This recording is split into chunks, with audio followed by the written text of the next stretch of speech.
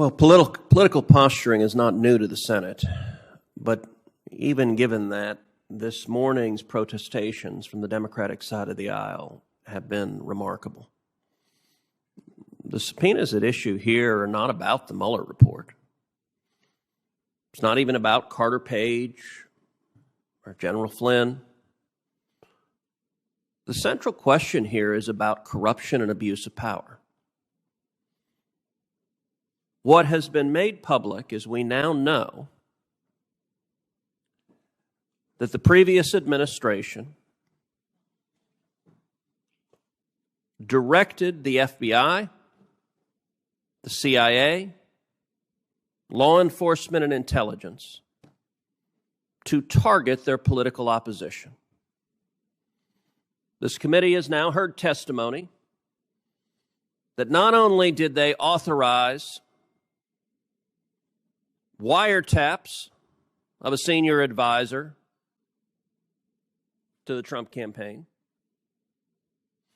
not only did they send in spies wearing a wire to try to monitor their opponents, not only did they intercept phone calls from a 3-star general who was the incoming national security advisor to the new president, not only did they fraudulently create evidence, altering emails from the CIA to the FBI. This is the FBI committing a felony of creating fake evidence because the FBI asked the CIA, was Carter Page working with you and helping the CIA? The CIA said yes, and the FBI lawyer fraudulently altered that email and turned yes into no, which if anyone else did that in any court in America, they would be put in jail for a long time for fraud. But we also know that this was not authorized. I think Senator Kennedy's right. There are a lot of people that want to blame this on some low-level lawyer 9 levels down. Here's the problem. We know that this went quite literally all the way to the top. January 5th, 2017. This is after the presidential election. This is after the whole world is shocked that Hillary Clinton didn't win, and oh my goodness, Donald Trump is getting ready to be president. Now, normally on January 5th, at the end of a presidential term, people are packing up and getting ready to leave. But what are they doing in this White House? January 5th, Oval Office meeting, Barack Obama, Joe Biden. And what are they talking about? Surveillance directed at the incoming national security advisor. What do we know now also? Sally Yates, the acting attorney general, was surprised. What do you mean? What are you talking about, Michael Flynn? Well, it turns out James Comey, the FBI director, was directly briefing President Obama. Sally Yates has said she learned about it from Barack Obama. Picture this for a second. The acting attorney general of the United States has no idea that our law enforcement is surveilling and targeting a 3-star general who is the incoming national security advisor. But the president knows. Why was Jim Comey briefing Barack Obama directly on the targeting of their political opponent? Senior senator from California asked, why is Jacob Lew on this list? Why is Samantha Power on this list?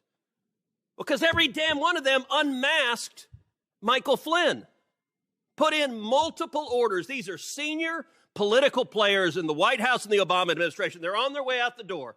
They get along. They get masked intercepts that protect the privacy and hide a U.S. citizen, and they put in request after request after request. By the way, Joe Biden put in that request also. Why are they trying to unmask Michael Flynn?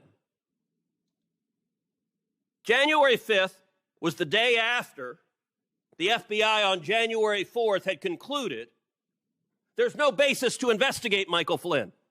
We're going to close the case. And by the way, they didn't just say it. They prepared the report saying, we're closing the case because there's no evidence here.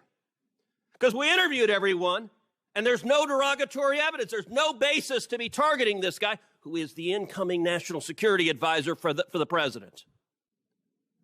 January 4th is when the FBI says to close it. January 5th, there's James Comey in the Oval Office saying, we're going after him. We're going after Michael Flynn. And by the way, 15 days later, January 20th, look, there is in this room probably 500 years of government experience. I encourage all of you, pick up and read the Susan Rice email. Number one, it's January 20th, 2017. Everyone here knows what that date means. It's the very last day of the Obama administration. There's a new guy getting sworn in on the steps of the Capitol. We were all sitting there. Apparently, while we were sitting there, anyone else in a White House, and a lot of people here have been involved in White Houses of outgoing administrations, you're packing up your stuff. You're taking down the picture of your wife or your husband from the wall.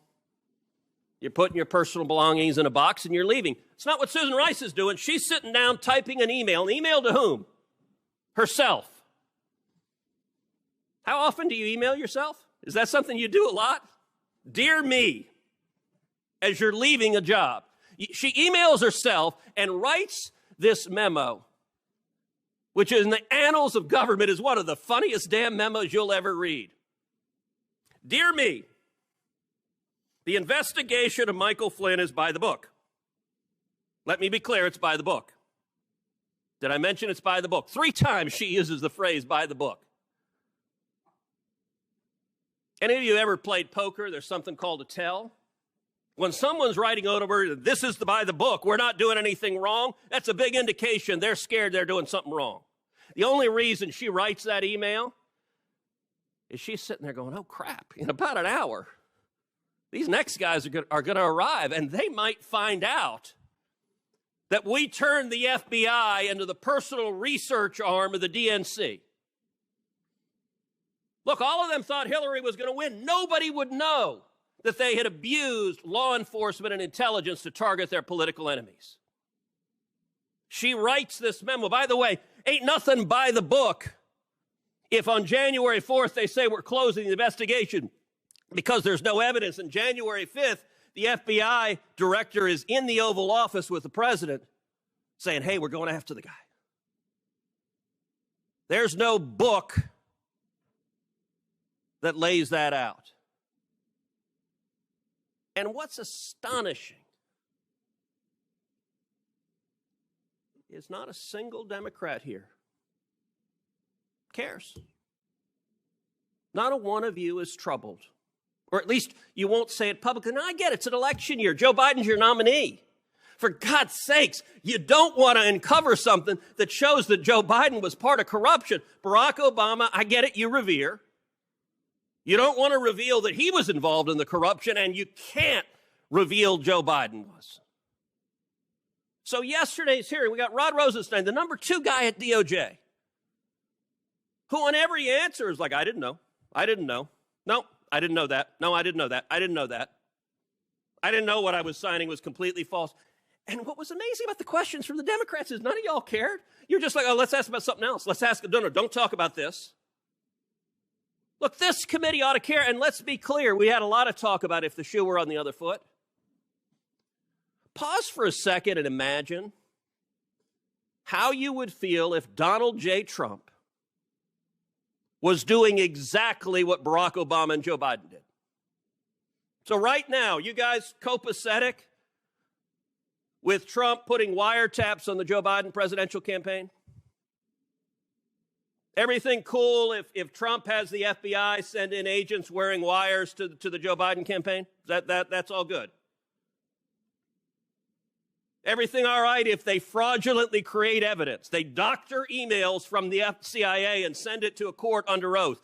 No problem there? This is an absolute outrage and abuse of power. And by the way, to be clear, because I'm sure someone on Twitter will say, now Cruz is called for using the FBI to go after Joe Biden. No, to the contrary. Law enforcement and intelligence ought to be apolitical. We should enforce the law regardless of party, and this committee ought to be deeply concerned. It's not about revisiting the Mueller report. Was there a partisan, deliberate decision that we're going to use the machinery of government to go after and target our political opponents? Because there's more and more evidence that looks like it was, and that ought to concern everyone on this committee, because I guarantee you what one administration abuses, another administration is going to abuse, and that is dangerous for this country. Okay, Senator Whitehouse and Harris, I know everybody wants to talk. I think the best thing to do is let